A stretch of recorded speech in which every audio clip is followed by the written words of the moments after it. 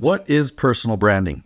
Most people think personal branding is about looking professional. So better photos, better logos, a better website, better videos, better colors. And because of that, thousands of entrepreneurs spend years polishing their image while staying almost completely invisible. Meanwhile, there are other people who don't even look that impressive online, yet somehow they dominate their industry. Why is that? It's because personal branding is not what most people think it is. And if you miss the part that nobody talks about, your brand will never turn into authority. So if you've ever looked at another entrepreneur and thought, how are they everywhere? How did they keep showing up? How did they become the go-to expert in this space? Well, it's not random. It's not just because they have a good logo or a nice website.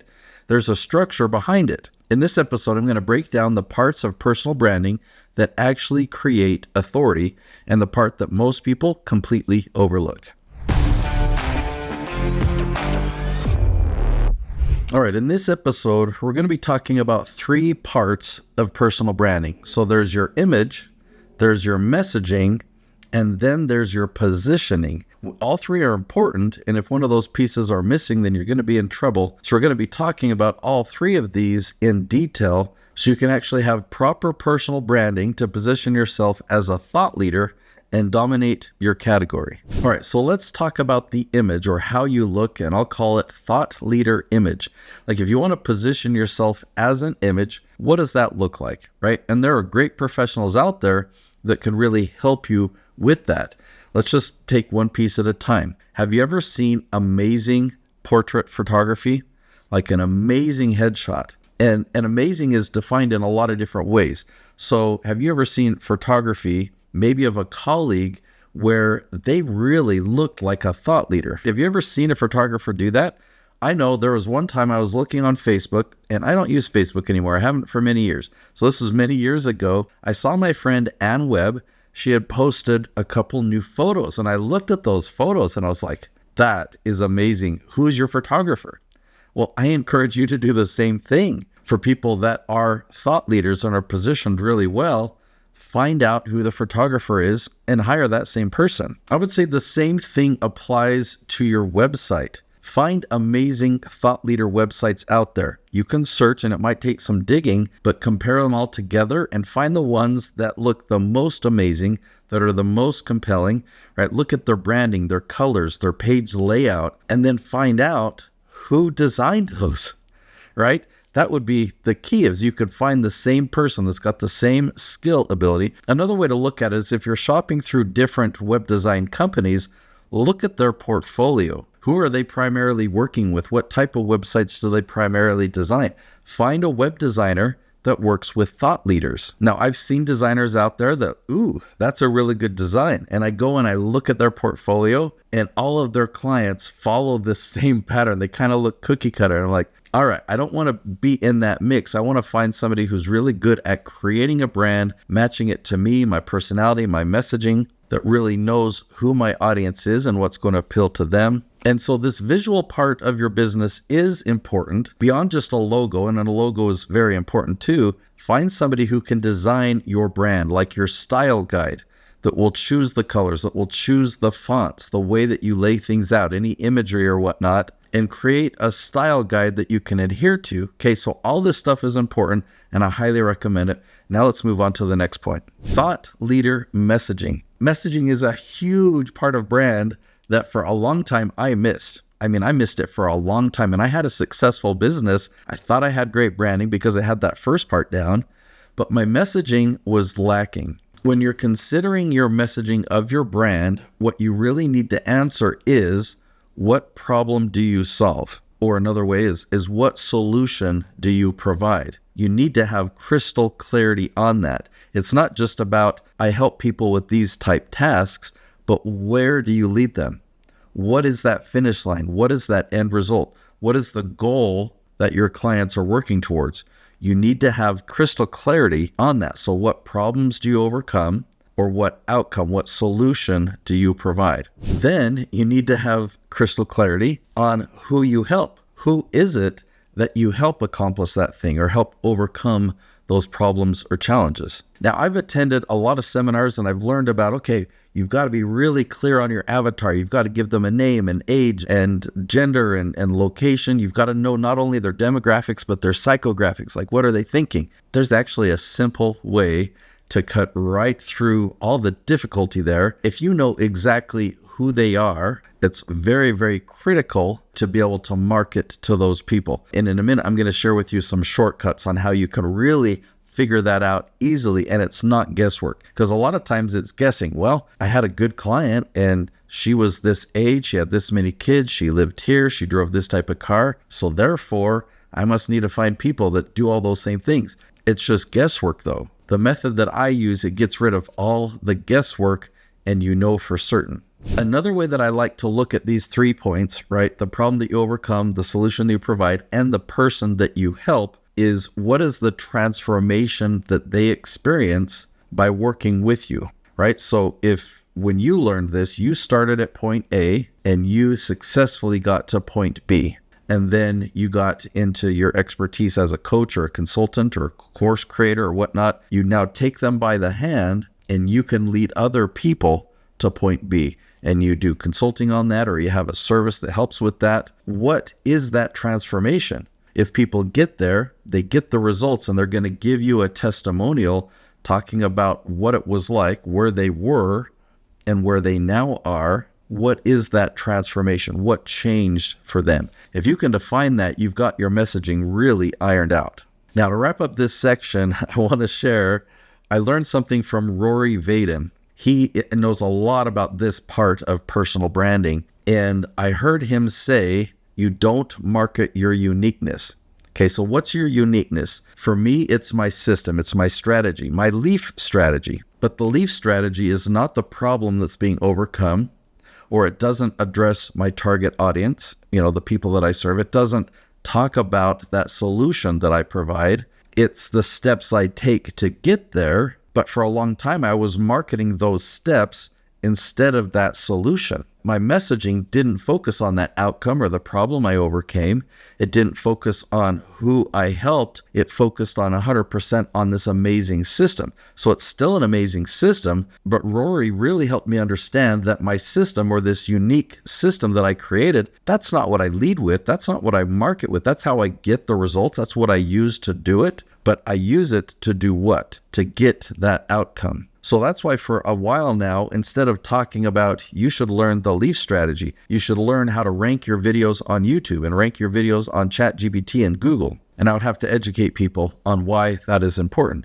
So now I'm leading with the outcome. I talk so much about you need to own your category, and you can dominate your niche and get all the leads from that niche, and you can really position yourself as the go-to authority in your space. Okay, so that leads us into the third section, which is your positioning. Now, a lot of marketers use that word positioning, and it's not that what they're saying is wrong. There's just kind of two sides of positioning. So some people use the word positioning when they're talking about the brand imagery or how you look, like how you're positioned. I define positioning as where you're positioned or how your dream clients find you. So positioning for me really is defined by the placement or where you're located. And I often say dominate your category, you own your topic. So by the end of this section, you should understand what I'm talking about. So in thinking about the problem that you overcome or the solution that you provide, how do you put that into words? Like, what's that outcome?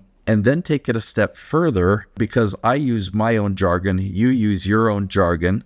There's words that we use, but people that have never heard of me before, I need to find out what words are they using. My company's called Be the Hero. So I could talk about, oh, you need to be the hero. And I could really put a lot of energy into that. However, if my target audience isn't going to the internet, ChatGPT or whatnot, asking, how do I become a hero? Right? If they're not typing that in, that's not really going to help me. I need to find out, what do they want? They're going to be typing in, how do I succeed at this? How to overcome this problem? They might be asking, how do I grow in authority? Or how do I become more visible to my audience? How do I become an expert? Or how do I be seen as an expert? Or how do I become a thought leader? Or how do I become a subject matter expert? So the same thing in your position. Take a look at the solutions that you provide and the problems that you overcome and write down everything that means. Use your words. What does that look like? But then really ask the hard question and dig deep and get other people's input.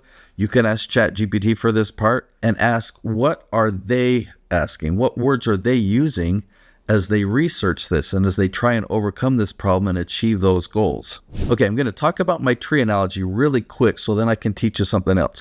The tree analogy is this. The trunk of the tree is your industry. All the branches or all the different categories within your industry, and those branches continue to divide until you get out to the leaves. The leaves represent the questions that are being asked in each category. So you've got your industry, all these different categories and subcategories, and then the leaves are the questions that people ask.